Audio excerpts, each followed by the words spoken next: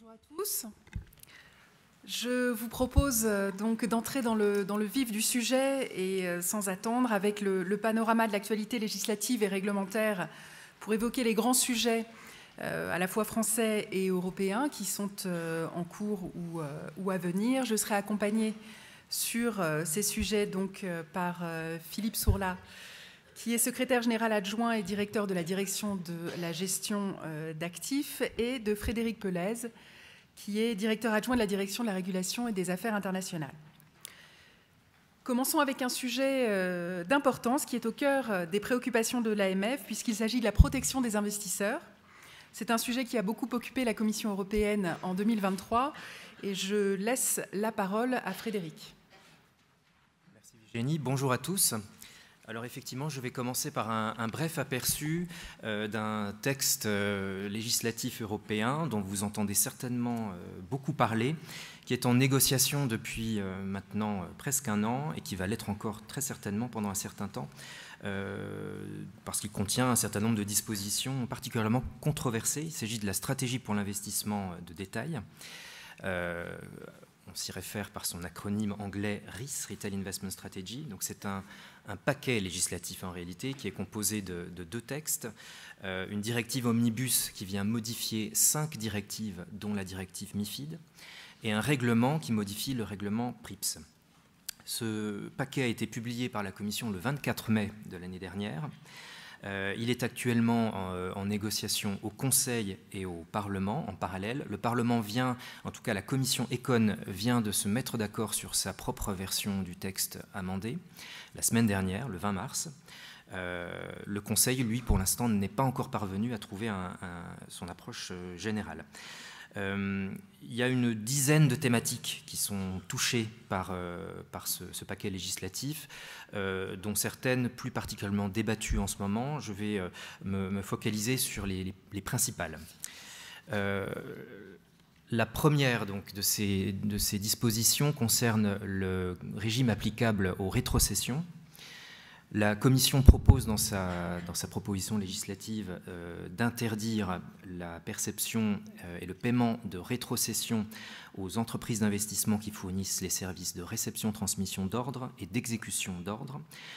Cette interdiction souffre néanmoins une exception dans le cas particulier où ces deux services seraient fournis conjointement avec le service de conseil en investissement, alors conseil non indépendant, puisque en cas de conseil indépendant, il y a déjà une interdiction des rétrocessions. Alors pour que cette exemption puisse s'appliquer, il faut être en mesure d'établir un lien entre la transaction réalisée par le client et la perception ou la réception d'un conseil, ce qui est un élément de traçabilité particulièrement délicat et débattu.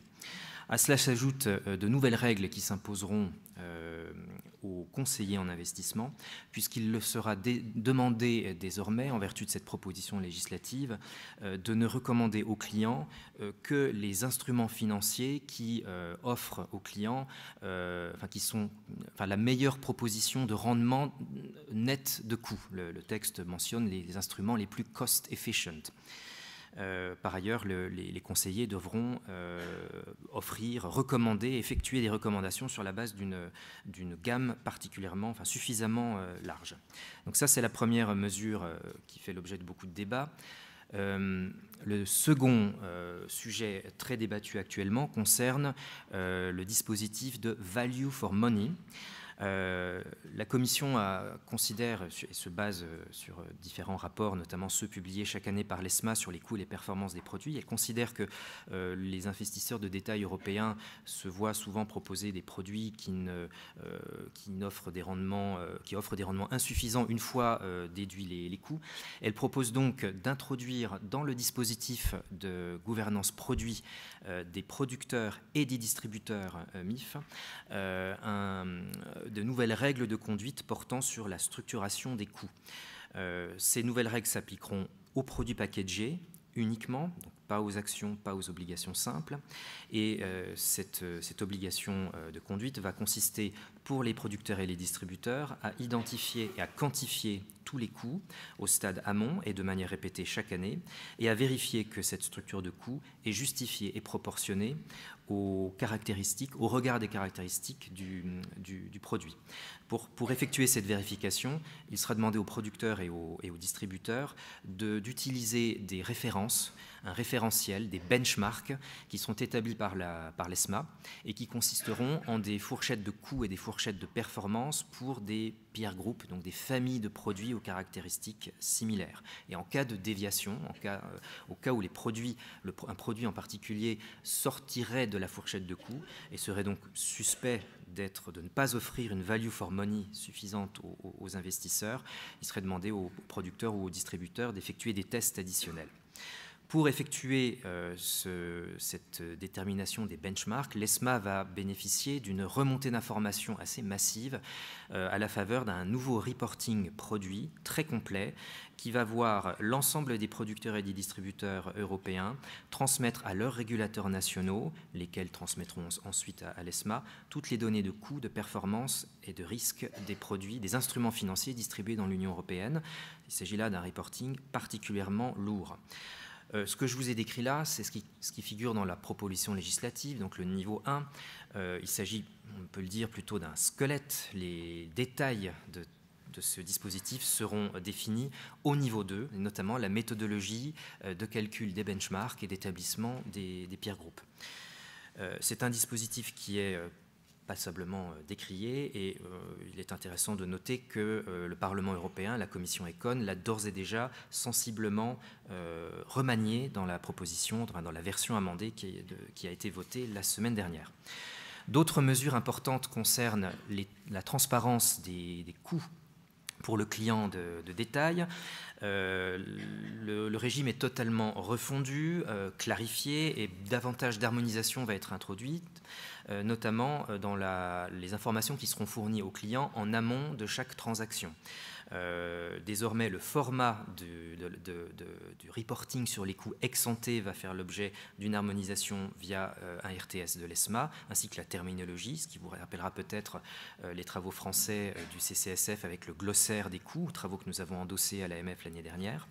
Et au niveau de la transparence ex-post, donc du reporting périodique, il sera créé une obligation pour les producteurs et les distributeurs de fournir aux clients un relevé annuel des coûts avec agrégation des coûts selon 3 catégories, coût du produit, coût du service et rétrocession, et un certain nombre de données enrichies, notamment sur la performance du portefeuille, dans certains cas de figure. Pas d'harmonisation en revanche du format sur ce reporting ex-post. On reste encore sur la protection des investisseurs pour le sujet particulier des questionnaires MIF. Les deux tests, qui sont le test d'adéquation et du caractère approprié, voient leur contenu enrichi au terme de la proposition législative de la Commission. Le test du caractère approprié sera enrichi de l'ajout d'informations à collecter sur la capacité du client à subir des pertes et sa tolérance au risque. Et s'agissant du test d'adéquation, il sera demandé aux distributeurs de prendre en compte le patrimoine financier existant du client et d'intégrer également dans ses recommandations le besoin de diversification du client. Il y a également un régime de conseil allégé pour certains types de conseillers indépendants. Un nouvel article est également introduit sur les communications et les pratiques promotionnelles. Alors sur cet article, il y a deux choses, je pense, à retenir en particulier. D'abord, une volonté très claire de la Commission de capter la promotion qui se fait via les médias sociaux par des influenceurs. Les finfluencers dont on va vous parler dans quelques instants. Et puis également un projet d'imposer l'insertion dans les documentations commerciales d'avertissements pour les instruments qui seront jugés particulièrement risqués. Je ne peux pas vous dire lesquels seront visés aujourd'hui. Tout cela va dépendre de travaux de niveau 2 qui seront menés par l'ESMA. Donc ce fléchage, en tout cas, sera prévu. Enfin, sur le régime de compétences des conseillers financiers, des modifications substantielles sont introduites dans la directive MIF avec l'insertion d'une obligation de formation professionnelle en continu avec un quota d'heures de 15 heures minimum par an. Et cette formation continue devra faire l'objet d'une validation annuelle par une certification. Le texte inclut également dans une annexe à la directive MIF une liste de 12 thématiques, de 12 domaines de compétences qui devront faire l'objet de ces obligations de formation, y compris notamment des aspects relatifs à la durabilité. Enfin, je mentionnerai que les critères d'accès à la catégorie des investisseurs professionnels sur option, donc les investisseurs de détail qui souhaitent être traités comme des investisseurs professionnels, voient ces critères remaniés dans la proposition de la Commission. On passe de 3 à 4 critères, donc un nouveau critère supplémentaire tenant compte de l'enseignement qu'aura reçu l'investisseur. Et les autres critères sont partiellement remaniés, notamment le critère relatif au patrimoine financier du client qui passe de 500 000 à 250 000, donc au-dessus de 250 000, le critère sera validé et permettra, le cas échéant, de rendre plus facile l'accès à la catégorie d'investisseurs professionnels sur option. Il y a quelques règles sur lesquelles je ne m'étendrai pas qui vont nous servir à nous, régulateurs, pour mieux coopérer avec nos homologues européens dans des contextes transfrontaliers. Et enfin, sachez que les directives sectorielles OPCVM et AIFM sont également amendées par la proposition législative avec l'insertion du dispositif de value for money que j'ai mentionné préalablement pour les entités MIF. Et à cela s'ajoute également un dispositif d'encadrement des coûts jugés non légitimes qui devront faire l'objet d'un dédommagement auprès du client et d'un reporting au superviseur si il s'avère qu'ils ont été perçus. Le règlement PRIPS, et je terminerai là-dessus, fait également l'objet d'amendements, sans doute peu ambitieux par rapport à ce que nous avions espéré, mais notamment qui prévoit l'insertion d'une nouvelle sous-section du document d'information clé avec des informations synthétiques sur le caractère durable du produit, et enfin des nouvelles règles qui vont faciliter les simulations sur les coûts pour le client et l'adaptation aux applications en ligne au format numérique du KID. Merci Frédéric. Je prends la suite donc, de cette partie consacrée à la protection des investisseurs et j'évoquerai le sujet de l'influence, qui est un sujet de préoccupation majeur pour les pouvoirs publics, au-delà d'ailleurs du seul secteur financier. Depuis le début de l'année 2023, de nombreux travaux autour des métiers de l'influence ont été menés par Bercy. Et la loi du 9 juin 2023, dite donc loi influenceur, qui émane de ces travaux, pose un cadre légal pour protéger les influenceurs comme les consommateurs. Il s'agit d'une loi qui est transpartisane et qui a été votée à l'unanimité, qui répond donc à une sensibilité nationale très forte. Le texte a d'ailleurs été salué par l'AMF, qui, dans le cadre de ses activités de veille, a constaté la promotion sur les réseaux sociaux de nombreuses offres d'investissement douteuses par la voie d'influenceurs qui sont généralement très suivis par un public vulnérable, souvent dépourvu de toute culture financière. Ce nouveau cadre légal repose donc sur 2 piliers. Le premier, accompagner les influenceurs. Le second, protéger les consommateurs. Accompagner les influenceurs, c'est l'objet de son titre premier, en créant tout d'abord une définition juridique de l'influence commerciale par voie électronique et des obligations afférentes à cette activité. En précisant ensuite les règles relatives à la promotion de biens et de services dans le cadre de l'activité d'influence commerciale, en définissant le mandat d'agent d'influenceur, mais également en mettant à la disposition des influenceurs un guide de bonne conduite rédigé par Bercy, rappelant l'ensemble de ces règles. Le deuxième pilier de cette loi s'articule autour de la protection des consommateurs. C'est l'objet du titre 2 de la loi influenceur.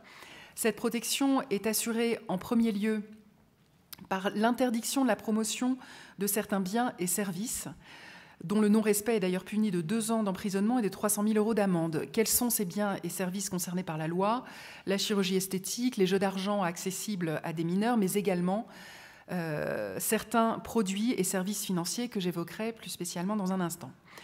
La loi prévoit également un accroissement des moyens et des pouvoirs de la DGCCRF, puisque la loi crée une brigade spécifique au sein de la DGCCRF et assortit le pouvoir d'astreinte, d'injonction de la DGCCRF d'une astreinte, ce qui n'était pas le cas jusqu'à présent. La loi anticipe également le règlement DSA sur les services numériques qui est entré en application en février dernier, puisqu'elle a prévu une obligation de régulation par les plateformes des contenus illicites. Cette loi influenceur prévoit également l'obligation pour l'influenceur qui ne serait pas établi sur le territoire de l'Union européenne de désigner un représentant légal établi au sein de l'Union qui devra souscrire une assurance couvrant ses activités. Les dispositions, la loi donc, contient des dispositions spécifiques, je l'ai dit, applicables aux fins influenceurs, ces influenceurs qui maîtrisent tout à fait les codes des réseaux sociaux, qui s'en servent pour parler finance et investissement sur les réseaux et qui permettent surtout aux vendeurs de produits financiers de toucher un public vulnérable, je l'ai dit souvent très jeune. La loi influenceur protège les consommateurs en quelque sorte de produits financiers qui sont établis sur le territoire français en interdisant de façon ciblée la publicité sur certains produits et services financiers, qu'ils soient autorisés ou non, en raison des risques qu'ils font courir à l'épargnant. De quels produits s'agit-il ? Tout d'abord, les contrats financiers les plus risqués, les CFD, options binaires, Forex. Ces contrats sont des produits autorisés, mais leur publicité est interdite car ils sont considérés comme étant risqués pour le consommateur épargnant.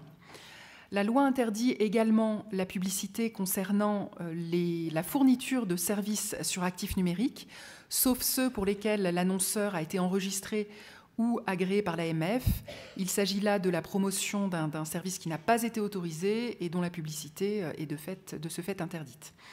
La loi influenceur interdit également la publicité concernant les ICO, les offres au public de jetons, sauf si l'annonceur a obtenu un visa de l'AMF.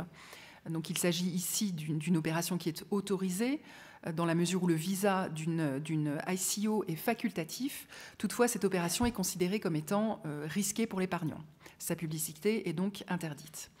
Enfin, la loi interdit la publicité concernant les actifs numériques, à l'exception de ceux qui sont liés à des services pour la fourniture desquels l'annonceur est enregistré ou agréé, ou qui ne relèvent pas de la réglementation des PSAN. Cette disposition balai permet d'appréhender certains produits financiers qui sont non couverts par les interdictions précédentes et qui sont hors du champ de la réglementation des PSAN. C'est le cas notamment des cryptos ou des tokens. Les manquements à ces différentes interdictions sont passibles de sanctions prévues par le Code de la consommation. Il s'agit d'une amende prononcée par la DGCCRF dont le montant ne peut excéder 100 000 €. Je précise que si l'AMF ne dispose pas d'un pouvoir de sanction direct à l'égard des influenceurs, une coopération évidente entre l'AMF et la DGCCRF est indispensable, ne serait-ce que pour la qualification des produits et services financiers qui sont concernés. L'AMF n'est toutefois pas en reste en termes de pouvoir lui permettant de lutter contre ces offres et services financiers illicites, puisqu'elle peut notamment inscrire l'URL du poste sur sa liste noire, mettre en garde le public, signaler un contenu illicite aux plateformes, voire même transmettre un signalement au parquet. Mais surtout, le président de l'AMF, la présidente de l'AMF aujourd'hui, dispose du pouvoir de saisir le président du tribunal judiciaire de Paris aux fins d'obtenir l'interdiction de l'accès aux sites qui proposent des offres d'investissement illicites et sans autorisation. Cette procédure qui a été instituée par la loi Sapin 2 a vu son champ d'application élargi par la loi influenceur. Élargi tout d'abord à la promotion en ligne d'offres illicites et non plus seulement aux offres elles-mêmes. La loi influenceur a d'ailleurs introduit une disposition pénale qui sanctionne la promotion d'offres illicites, qui est passible d'1 an d'emprisonnement et de 300 000 € d'amende. La loi influenceur a également étendu la procédure de blocage à 2 nouveaux acteurs, les conseillers en investissement financier et les sociétés de gestion de portefeuille. Jusqu'alors, ces acteurs n'étaient pas visés par les textes. Désormais, les SGP et les CIF qui ne respectent pas la réglementation en vigueur pourront, à l'instar des autres acteurs visés par le texte, être inscrits sur liste noire et faire l'objet d'une mesure de blocage de leur site Internet. Le périmètre des produits visés par cette procédure de blocage a également été élargi. Dans le texte initial, la procédure visait les opérateurs proposant en ligne des offres de titres financiers. Cette notion de titre financier est remplacée par le texte par la notion plus large d'instruments financiers qui permet de viser les offres de dérivés, notamment sur crypto.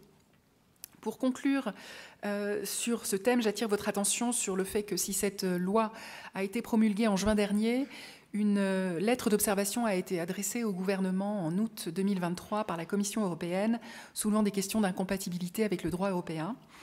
Ces incompatibilités étaient notamment fondées sur l'anticipation par la loi influenceur des dispositions prévues par le règlement DSA.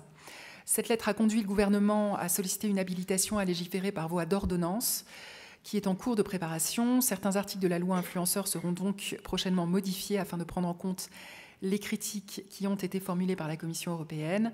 Les articles qui anticipaient le règlement DSA sur les services numériques seront vraisemblablement supprimés. Je vous propose de passer désormais à notre deuxième thème, l'actualité législative et réglementaire en matière de finances durables. Et je passe la parole à Philippe. Merci Virginie. Alors, nous allons effectivement évoquer dans le même paquet la thématique de la finance durable, de la loi industrie verte, ainsi que compte tenu des interactions fortes entre ce texte et le règlement LTIF. Alors, je signale tout d'abord une extension du périmètre de la position recommandation 2020-03, la doctrine extra-financière pour les fonds d'investissement, puisque avec le développement des autres FIA, donc cette catégorie de produits, ainsi que le développement à venir des fonds LTIF, nous avions un trou dans la raquette, quelque part, en termes de couverture du périmètre de cette doctrine, qui ne permettait pas de capter l'ensemble des fonds dont la commercialisation vise une clientèle de clients particuliers. Donc le trou dans la raquette est désormais comblé.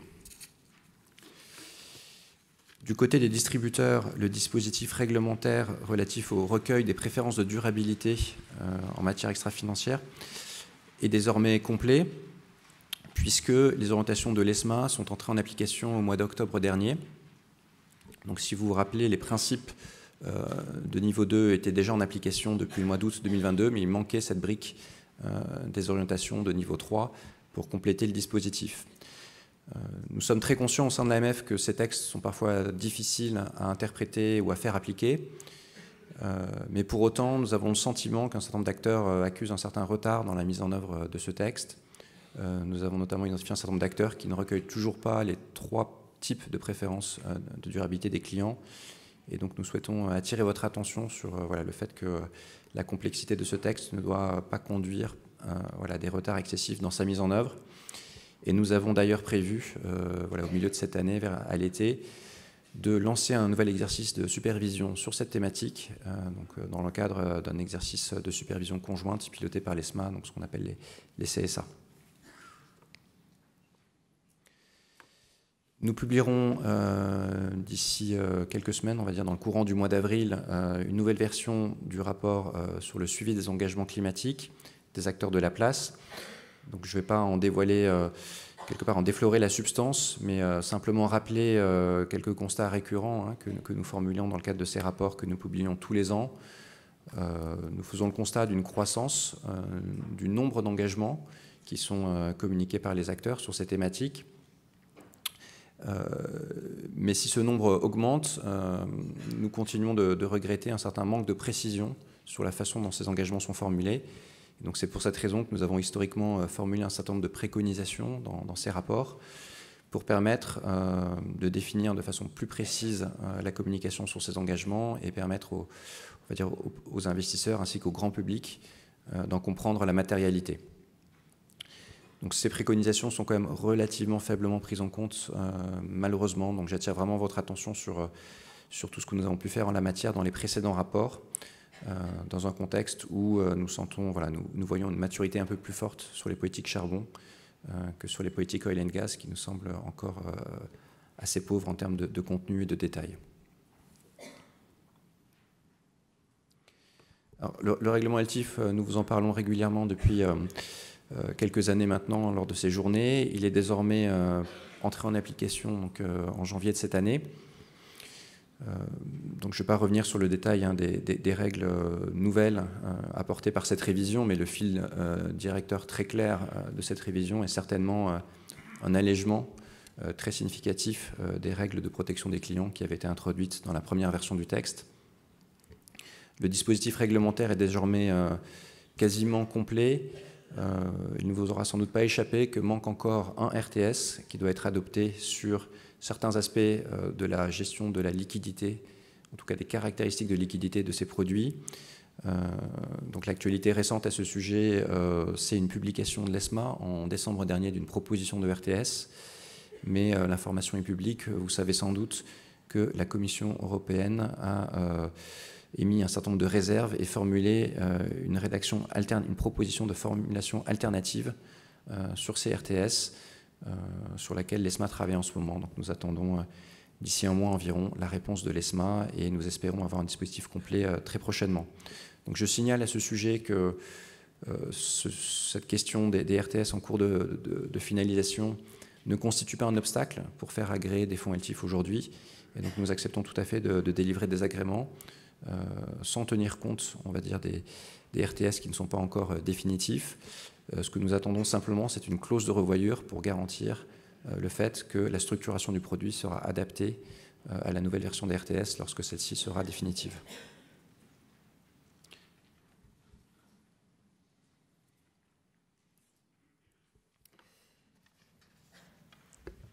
Donc, je prends la suite sur la directive CSRD sur le reporting de durabilité des entreprises. Cette directive du 14 décembre 2022 se substitue à la directive, la première directive sur le reporting extra-financier, la directive NFRD qui imposait aux grandes entreprises d'établir une déclaration de performance extra-financière, la fameuse DPEF. La directive CSRD vise à améliorer la transparence et la cohérence du reporting en matière de durabilité au sein de l'Union européenne, d'une part en élargissant le champ d'application de l'obligation de reporting qui est désormais, puisque sont désormais visées les informations en matière de durabilité et non pas uniquement les informations de nature non financière. Les indicateurs à publier couvrent en effet l'environnement dans un sens assez large. Et d'autre part, en appliquant cette obligation de reporting à un plus grand nombre d'acteurs, en incluant des entreprises qui, jusqu'alors, n'étaient pas concernées par le dispositif NFRD. Parmi les dispositions clés de la directive CSRD se trouve l'obligation imposée aux sociétés concernées de publier dans leur rapport de gestion un reporting sur les enjeux de durabilité selon le principe de double matérialité. Alors que signifie ce principe nouveau ? La communication des informations de durabilité doit permettre de comprendre non seulement les incidences de la société sur les enjeux de durabilité, c'est ce qu'on appelle la matérialité d'impact, ou sortante, mais également la manière dont ces enjeux de durabilité influent sur la société. C'est la matérialité financière ou entrante. La directive impose également l'application de normes de reporting détaillées qui couvrent toutes les problématiques ESG. Ces normes sont précisées par le règlement délégué du 31 juillet 2023. Il existe 12 normes ESRS qui sont élaborées par les FRAG et qui reposent sur les 3 piliers classiques de la RSE, la gouvernance, le volet social et le volet environnemental. Enfin, et c'est la 3e disposition clé de cette directive, afin de s'assurer de la qualité des informations transmises dans le cadre du reporting de durabilité, ces informations devront être certifiées par un auditeur de durabilité. Cet auditeur pouvant être soit un commissaire aux comptes, soit un organisme tiers indépendant ou OTI qui est accrédité par le Comité français d'accréditation COFRAC. La directive CSRD a été transposée en droit français en décembre 2023. La France est d'ailleurs le premier État membre à avoir transposé cette directive. Le dispositif a ainsi été précisé par une ordonnance du 6 décembre 2023 et un décret d'application du 30 décembre 2023. Alors je précise qu'un second décret du 28 février 2024 est venu compléter récemment ce dispositif. Les objectifs poursuivis par la transposition sont multiples. Il s'agit tout d'abord de comprendre les incidences de l'activité de la société sur les enjeux de durabilité, ainsi que la manière dont ces enjeux influent sur l'évolution des affaires, sur ses résultats, sur sa situation, selon le principe de double matérialité que j'ai évoqué. La transposition vise également à adapter notre droit à la nouvelle obligation de certification des informations par les auditeurs de durabilité. Sont ainsi définies de nouvelles règles applicables aux commissaires aux comptes et aux OTI, règles qui sont insérées dans le Code de commerce. Ces auditeurs de durabilité font l'objet d'une supervision et d'une accréditation par la Haute Autorité de l'Audit, H2A, avec des mesures spécifiques en termes de formation, en termes d'agrément, de contrôle, mais également de sanctions. Enfin, la transposition de la directive CSRD a permis de rationaliser le cadre législatif français dans le Code de commerce, en particulier dans un souci de simplification, d'harmonisation et d'amélioration de la transparence. Rentrons à présent dans le détail de l'application du dispositif. Pour qui et pour quand cette directive CSRD exactement? L'obligation de publication faite aux sociétés concernées fait l'objet d'une application progressive qui est étalée sur une période de 4 ans. Alors les seuils de chiffre d'affaires et de bilan qui sont présentés sur cette diapositive sont ceux qui étaient définis dans le décret d'application du 30 décembre 2023, qui, pour des raisons de calendrier, n'avait pas pu prendre en compte les seuils révisés par la directive déléguée du 17 octobre 2023, celle-ci ayant été publiée tardivement en décembre. Je l'ai dit, un décret transposant la directive déléguée a été depuis publié le 28 février dernier, donc il y a quelques semaines, qui a rehaussé de 25% les seuils de chiffre d'affaires et de total de bilan qui définissent donc les catégories d'entreprises concernées. Cet ajustement avait été proposé par la Commission européenne pour tenir compte de l'inflation ces dernières années.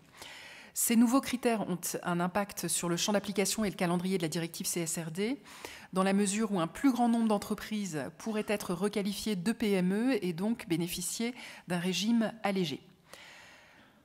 Ainsi, la directive ne concernerait que les entreprises de plus de 500 salariés à compter du 1er janvier 2024. Pardon. Alors que la directive NFRD ne concernait que les entreprises de plus de 500 salariés, la directive CSRD, à compter du 1er janvier 2024, va concerner les grandes entreprises cotées sur les marchés réglementés de plus de 250 salariés uniquement, et non plus 500, qui dépassent également 50 millions de chiffre d'affaires et non 45, et 25 millions au bilan. Ces entreprises devront publier en 2025 un rapport sur la durabilité qui est relatif aux exercices à compter du 1er janvier 2024. Une entrée progressive en application est ensuite prévue pour les autres entreprises à compter du 1er janvier 2025 pour les entreprises de l'Union européenne qui dépassent au moins 2 des 3 critères suivants, plus de 250 salariés, plus de 50 millions de chiffre d'affaires ou totalisant plus de 25 millions de bilan. Ensuite, à partir du 1er janvier 2026, pour les PME cotées sur un marché réglementé, à l'exception des micro-entreprises de moins de 10 salariés. Et enfin, à compter du 1er janvier 2028, pour les grandes entreprises établies dans un État tiers à l'Union européenne, mais qui possèdent une succursale au sein de l'Union européenne. Ainsi, près de 6 000 entreprises françaises seront soumises progressivement à la CSRD contre 2500 jusque-là qui étaient soumis à la directive CFRD. En Europe, la CSRD couvrira près de 50 000 entreprises. La directive CSRD marque, on l'a vu, une attente plus forte vis-à-vis des entreprises qui se traduit par une augmentation significative des informations à divulguer. Plusieurs sanctions en cas de non-respect de ces obligations sont prévues par la directive elle-même, telles que l'injonction sous astreinte en cas de non-divulgation des informations, l'exclusion de la procédure de passation de marché public, une peine d'emprisonnement de 2 ans et une amende de 30 000 € pour le dirigeant qui ne désignerait pas un auditeur de durabilité, porté à 5 ans d'emprisonnement et 75 000 € d'amende pour le dirigeant qui ferait obstacle aux opérations de vérification et de contrôle de l'auditeur de durabilité. Outre ces sanctions spécifiques prévues par la directive, il est important de souligner que le droit commun en matière d'obligation d'information et de transparence des émetteurs continue de s'appliquer, en particulier les émetteurs soumis à la CSRD demeurent soumis également au règlement MAR et aux obligations qu'il prévoit en matière de communication d'informations. Le rehaussement des exigences de publication d'informations en matière de durabilité entraîne de fait un accroissement mécanique des normes dont le non-respect est susceptible d'être sanctionné est poursuivi. L'AMF a intégré la revue de l'information extra-financière dans ses orientations stratégiques 2023-2027, a annoncé qu'elle jouerait un rôle important dans la mise en œuvre de ce nouveau dispositif de reporting extra-financier. Et évidemment, l'AMF accompagnera les sociétés cotées dans l'application de ces nouvelles exigences. J'enchaîne sans transition sur la loi Industrie verte, puisque le thème de la finance durable intéresse également au plan national. En mai 2023, le ministre Bruno Le Maire avait présenté un projet de loi qui s'inscrivait dans le plan France Nation verte, avec l'ambition assumée, je cite, de faire de la France la première nation de l'industrie verte en Europe. Ce texte a fait l'objet d'une procédure accélérée au Parlement, a été définitivement adopté en octobre 2023 par un vote ultime au Sénat. Donc la loi du 23 octobre 2023 dite loi Industrie verte vise à permettre d'accélérer la relance de l'industrie française tout en favorisant la transition écologique. Elle répond donc à un double objectif environnemental et économique. Un objectif environnemental tout d'abord puisque elle a pour ambition de créer un environnement favorable au verdissement de l'industrie en facilitant le financement de l'industrie verte et en renforçant la prise en compte des enjeux environnementaux, notamment dans la commande publique. Le texte poursuit également un objectif économique, puisqu'il vise à permettre la réindustrialisation de l'économie française, la création d'emplois et le positionnement de la France en tant que leader sur les technologies vertes. Cette loi s'articule autour de 3 axes. Le premier vise tout d'abord donc à faciliter et accélérer les implantations industrielles en divisant par 2 le délai d'implantation des projets industriels en France. Elle doit également permettre d'accélérer la réhabilitation des friches industrielles. Elle vise ensuite à verdir la commande publique en améliorant la prise en compte des enjeux environnementaux et en conditionnant l'attribution des aides publiques à la transition écologique, à la mesure de l'impact environnemental de l'entreprise. Les entreprises qui sont bénéficiaires de ces aides d'État devront établir un bilan d'émissions de gaz à effet de serre afin de mesurer leur impact environnemental et de pouvoir bénéficier de ces aides publiques. Enfin, c'est le sujet qui retiendra plus particulièrement notre attention. La loi vise à faciliter le financement de l'industrie verte via une série de dispositions spécifiques qui sont détaillées aux articles 31 à 40 de la loi. Ces dispositions visent en premier lieu à accélérer la mobilisation de financements privés au service de la transition écologique via l'assurance vie et les plans d'épargne retraite qui permettront de financer davantage la décarbonation des PME et des ETI.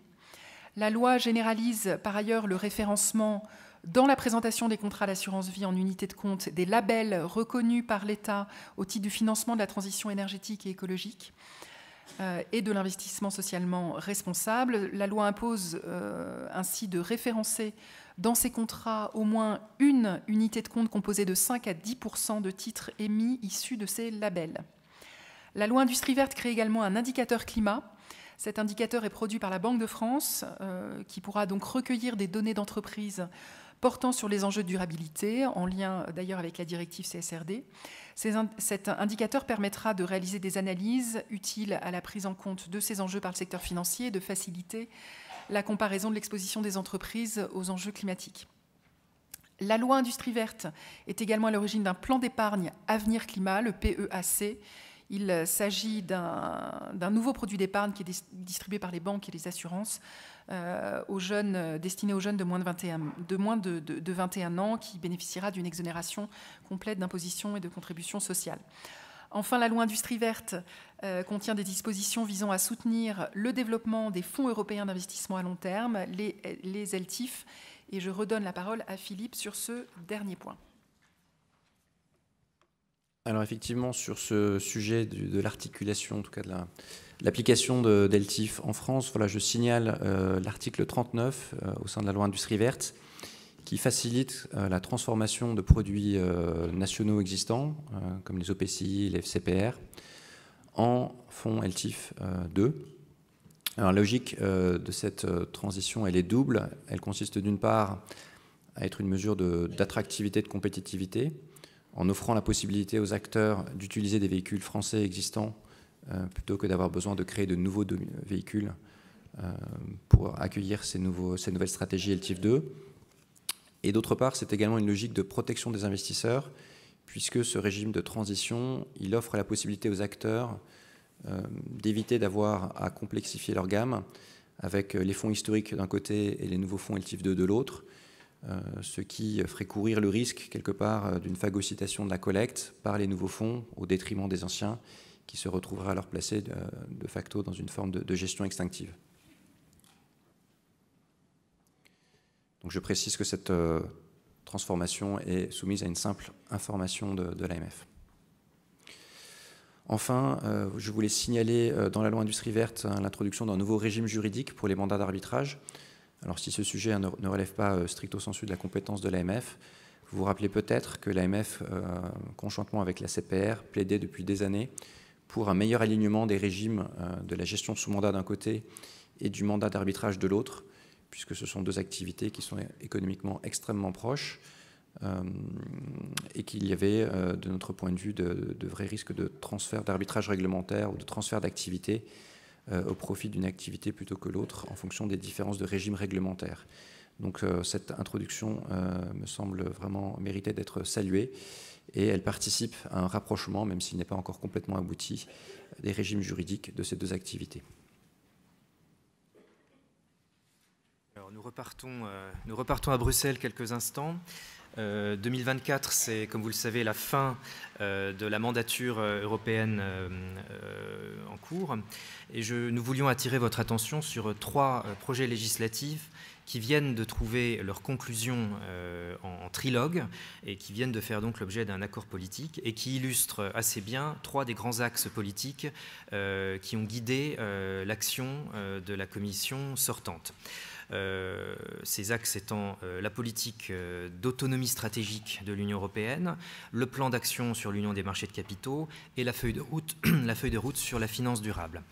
Donc autonomie stratégique, une des grandes préoccupations de la Commission et de l'Europe est de réduire la dépendance actuelle des acteurs européens vis-à-vis des chambres de compensation britanniques, 2 d'entre elles en particulier qui sont classées Tier 2 par l'ESMA, c'est-à-dire ayant une dimension systémique et qui concentrent de manière écrasante les parts de marché sur les swaps de taux et les dérivés sur Euribor.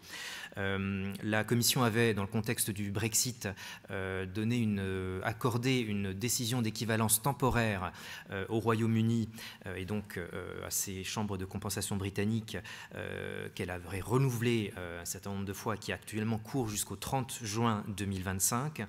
Et pour essayer de encourager un rapatriement des flux de compensation de dérivés de taux vers les chambres de compensation européennes, elle a mis sur le tapis, sur la table, en décembre 2022, une proposition législative qu'on appelle EMIR 3, cette même proposition qui vient d'être négociée le mois dernier. Donc, ce qu'il faut retenir de cette proposition et de l'accord final politique, je dirais, c'est 2 choses essentiellement. Le compte actif et les éléments relatifs à la supervision des chambres de compensation.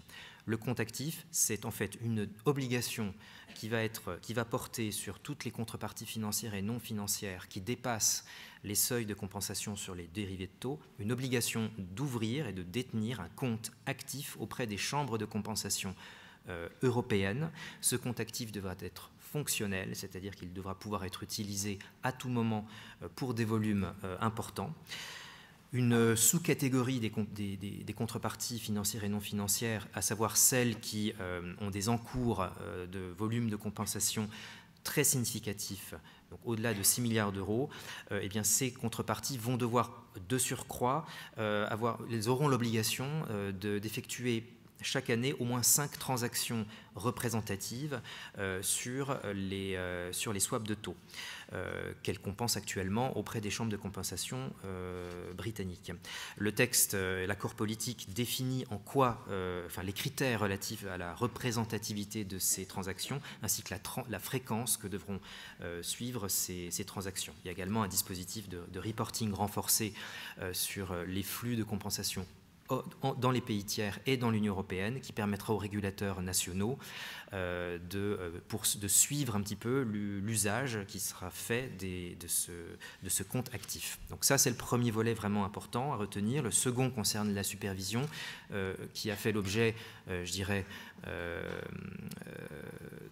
d'âpres débats entre les trois institutions. Vous savez aujourd'hui que les chambres de compensation de pays tiers sont sous supervision de l'ESMA une fois qu'elles ont été reconnues par l'ESMA, tandis que les chambres de compensation européennes restent sous supervision nationale.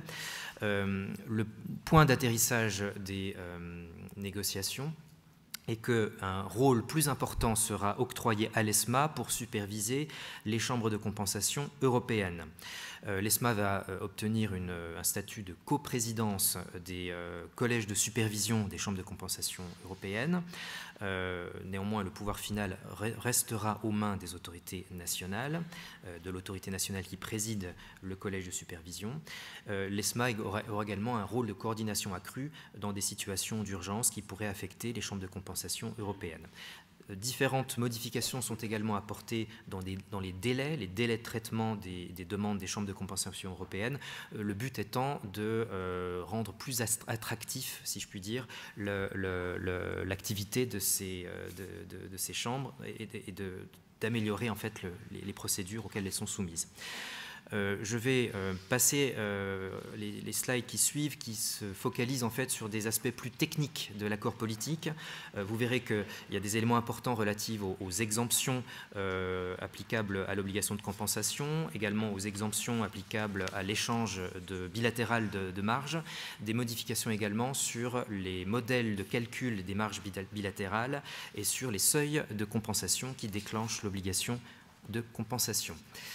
Et donc je vous donne rendez-vous en slide 37 pour m'arrêter un instant sur le Listing Act qui lui donc illustre l'axe politique de l'Union des marchés de capitaux.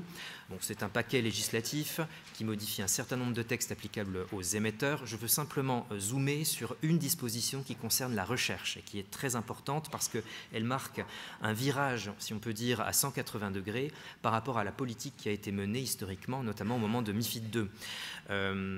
En 2018, l'Union européenne avait forcé ce qu'on appelle l'unbundling, c'est-à-dire la séparation des frais du paiement des frais de recherche et des frais d'exécution dans l'Union européenne.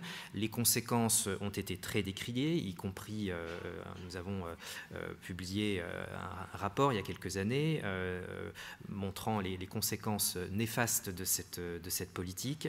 Et là, nous sommes arrivés donc dans ce texte à un accord politique qui revient sur cette pratique et qui permettra, lorsque le texte entrera en application, qui permettra de nouveau aux utilisateurs de la recherche de payer soit conjointement, soit séparément, à leur choix, à leur discrétion, les frais de recherche et les frais d'exécution. Alors il y aura des règles de transparence vis-à-vis du client, de contractualisation des modalités de paiement, et ainsi qu'une obligation pour les utilisateurs de la recherche d'évaluer chaque année la qualité et la valeur ajoutée de la recherche. Mais donc c'est une modification quand même très significative que nous accueillons à l'AMF avec satisfaction. Le deuxième volet sur la recherche qui nécessite d'être souligné concerne la recherche payée en tout ou partie par l'émetteur, qui jusqu'ici n'était pas considéré comme de la recherche au titre de MiFID, mais plutôt comme de la communication promotionnelle. Il a été décidé de donner un statut de recherche à cette recherche sponsorisée et de la soumettre à un code de conduite européen qui sera défini dans un RTS que l'ESMA va développer dans les prochaines années. Chose intéressante, les co-législateurs demandent à l'ESMA, dans l'habilitation qui lui est confiée, de s'inspirer des précédents nationaux. Or, à ce jour, il n'existe qu'un précédent national, il est en France, et c'est la charte française de la recherche sponsorisée qui a été conclu en mai 2022 entre les associations AFG, AMAFI et SFAF, qui fait figure de précédents très importants.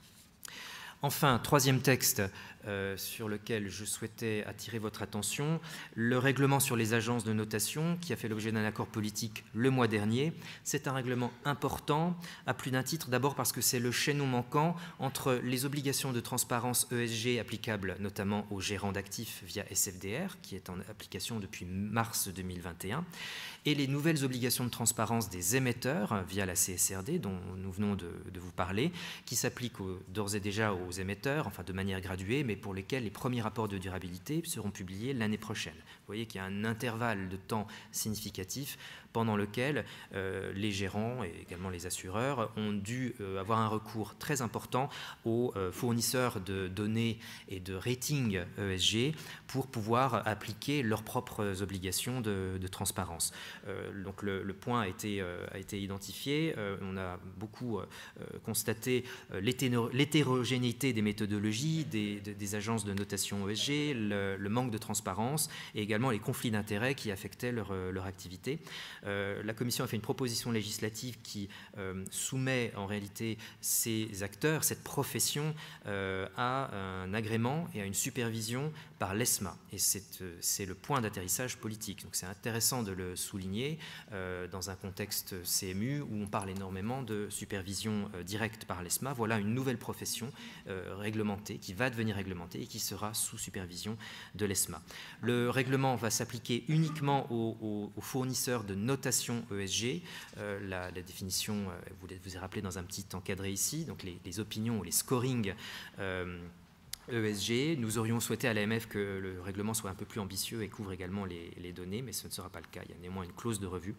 Et un certain nombre de règles de conduite sont prévues dans ce règlement pour donc assurer la transparence des méthodologies, inciter les fournisseurs à révéler les hypothèses et les sources qu'ils utilisent, et également pour mieux encadrer leurs conflits d'intérêts, par exemple en les obligeant à séparer et à placer dans une entité juridique distincte leurs activités de conseil et d'audit. Il y a également, pour terminer, un régime pays tiers, dans la mesure où de nombreuses agences fournissant des ratings ESG ne sont pas domiciliées dans l'Union européenne, mais sont établies dans des pays tiers. Vous aurez plus d'informations détaillées dans les slides qui suivent, que je saute, et je vous donne donc rendez-vous en slide 45, et je passe la parole à Philippe. Merci Frédéric. Alors, je vais avoir quelques minutes pour conclure cet atelier avec plusieurs sujets dans le domaine de la gestion d'actifs. Donc, je vais devoir accélérer un petit peu, je vous prie de m'en excuser. Je vais commencer par la question de la situation des fonds immobiliers que j'évoquais en introduction. Donc, comme vous le savez tous, ces fonds traversent aujourd'hui une crise assez délicate qui s'explique par de multiples facteurs, notamment la hausse des taux d'intérêt qui a affecté les perspectives d'investissement locatif des acheteurs, des changements d'usage de la part des clients, avec notamment tous les effets du télétravail post-Covid qui ont à la fois modifié mais aussi réduit la demande en immobilier commercial. Tout ceci conjugué évidemment à de nouvelles normes environnementales par ailleurs qui nécessitent des investissements. Alors ces difficultés, elles ont été assez largement diffusées et perçues par certains porteurs qui, pour certains, ont accru leur rachat et réduit leur souscription. Ceci conduisant, en étant conjugué à une moindre liquidité des actifs d'immobilier commercial à l'actif de ces fonds, à, d'une part, pour les CPI, une accumulation des parts en attente de retrait, et d'autre part, pour les fonds ouverts, donc OPCI et autres FIA, par une activation de plus en plus fréquente de différents mécanismes de restriction des liquidités.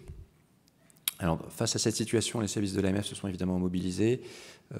Les acteurs concernés auront vu la quantité d'informations requises et les collectes croître. C'est nécessaire pour nous pour exercer nos missions et être en capacité d'agir, le cas échéant, ce que nous nous sommes efforcés de faire à travers différentes mesures que je vais évoquer très très rapidement. Alors tout d'abord, nous avons souhaité attirer l'attention des acteurs via plusieurs courriers sur différentes problématiques.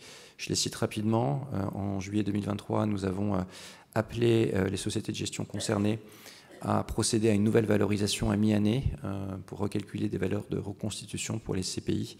Il nous semblait que les corrections de marché importantes que nous constations au sein du marché de l'immobilier commercial devait être prise en compte et bien reflétée dans le calcul de ces valeurs.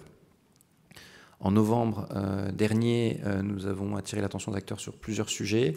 Tout d'abord sur la nécessité de bien refléter les dernières informations disponibles dans le cadre des processus de cession d'actifs immobiliers dans la valorisation. Nous avions le sentiment que certains acteurs étaient assez avancés dans certains processus de vente et ne tenaient pas compte des informations, notamment de prix, qui résultaient de ces processus de vente dans leur valorisation, y compris pour les biens qui étaient en cours de vente.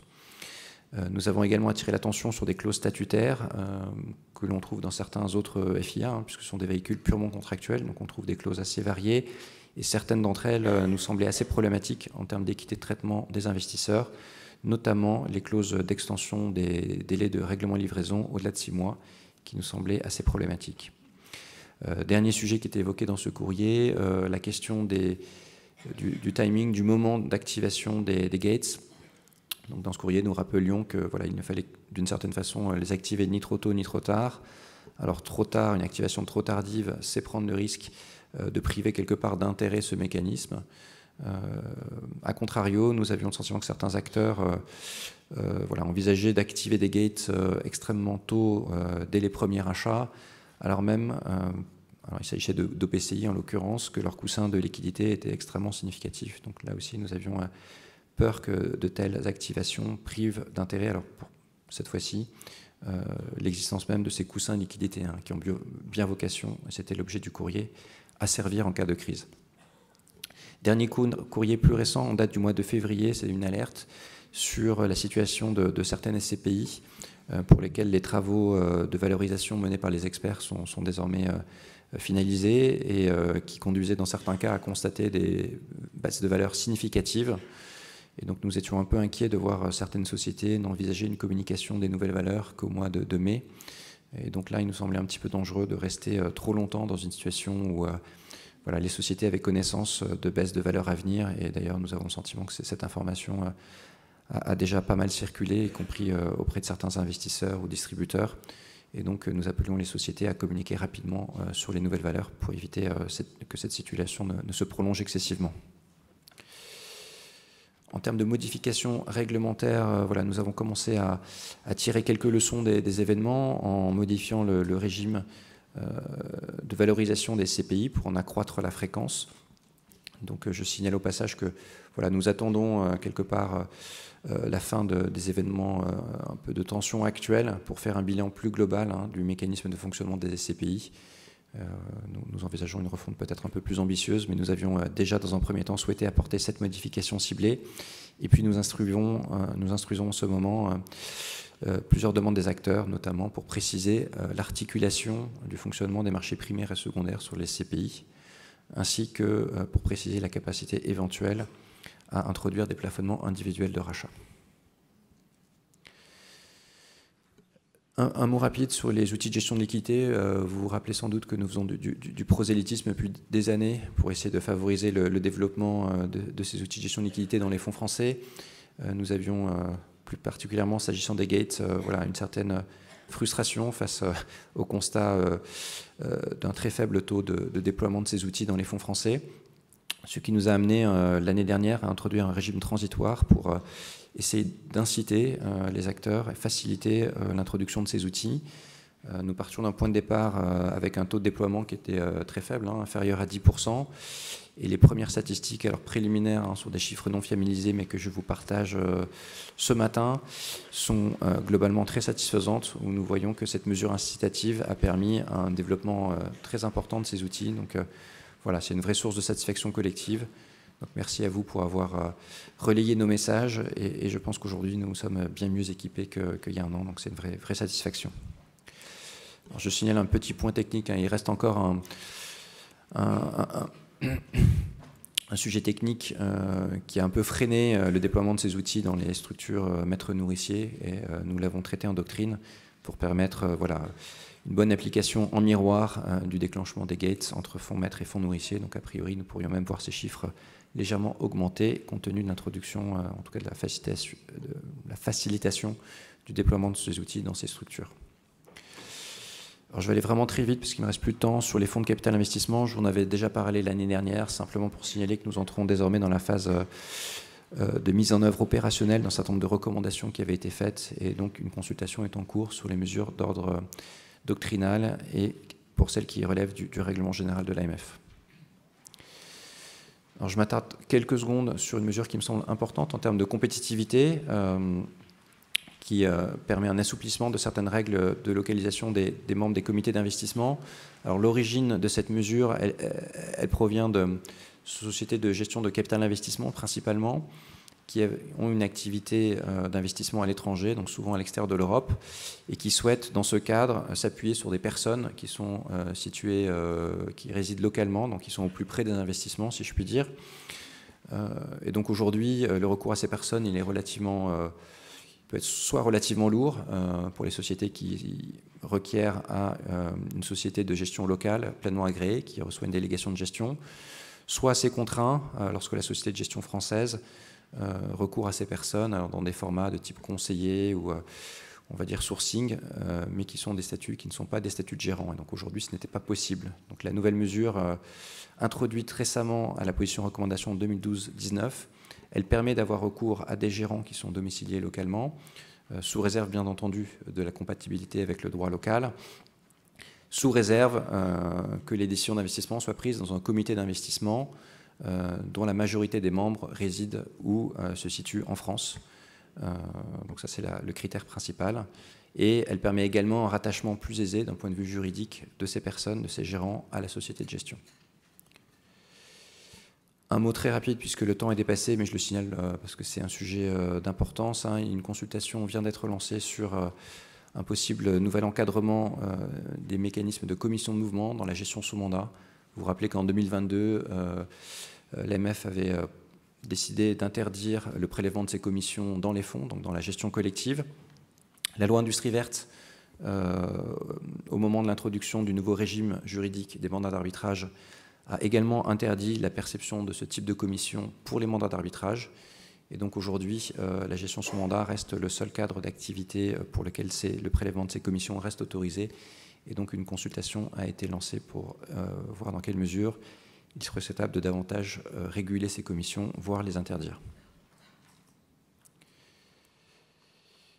Un dernier mot pour finir sur la thématique de la LCBFT, mais je vais aller vraiment très vite. Un atelier sera dédié à cette thématique. Je vais peut-être simplement insister sur la thématique de l'échange automatique d'informations, l'EAI. Voilà, pour vous dire que comme nous avions pu le faire il y a quelques années de cela pour la LCBFT, nous sommes en phase de renforcement de notre action sur cette thématique. Tout ceci dans un contexte de revue par les pairs de la France par l'OCDE. Donc c'est un mécanisme de revue par les pairs qui ressemble par de nombreux aspects à celui qui est mené par le GAFI pour la LCBFT. Et donc nous renforçons notre action sur ce sujet. Je vous le signale, c'est un sujet qui est encore parfois un petit peu insuffisamment connu des fonctions conformité. Et je signale notamment que nous avons lancé nos premiers contrôles sur le sujet. Donc voilà, je pense que c'est un sujet qui mérite vraiment votre attention cette année. Et je vais m'arrêter là. Merci beaucoup à tous pour votre attention.